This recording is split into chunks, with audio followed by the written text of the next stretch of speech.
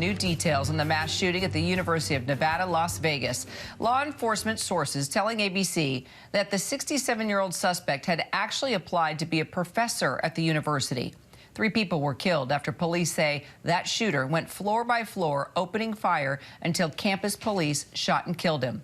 Our Jacyln Lee is in Las Vegas with the latest. So, Jacyln, what do we know about the timeline now and how it all unfolded?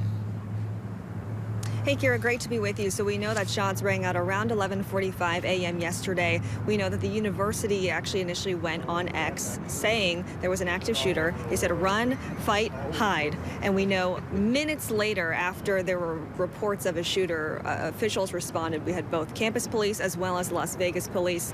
And we also heard that 2 officers did confront the shooter. There was a shootout, and ultimately the suspect was killed. And after the university tweeted on X that there was an active shooter, about 40 minutes later is when they said that shooter was taken out. Kira.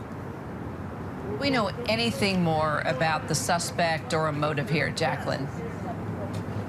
So the motive is obviously the biggest part of this investigation that authorities are trying to put the puzzle pieces together. We do know the shooter is 67-year-old, or the alleged shooter is 67-year-old Anthony Polito. We know he has a background in philosophy as well as business administration. And as you had mentioned earlier, he did apply for a job at the university and was not successful. We also know he does have ties to North Carolina and Georgia. So at this point in time, authorities are trying to figure out what was his connection, if any, to the victims and what led up to this shooting and potentially why did he allegedly commit this shooting. Kira. And anything more about the victims? We learned that they weren't students. They were actually faculty and staff. Do we know if he was targeting them specifically?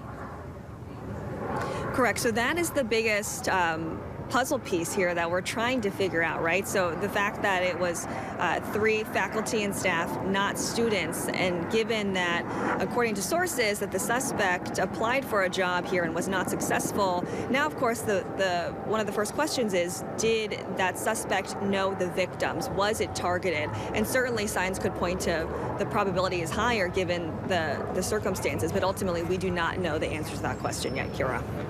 All right, we'll keep digging. Jacyln Lee, appreciate it. Hi, everyone. George Stephanopoulos here. Thanks for checking out the ABC News YouTube channel. If you'd like to get more videos, show highlights, and watch live event coverage, click on the right over here to subscribe to our channel. And don't forget to download the ABC News app for breaking news alerts. Thanks for watching.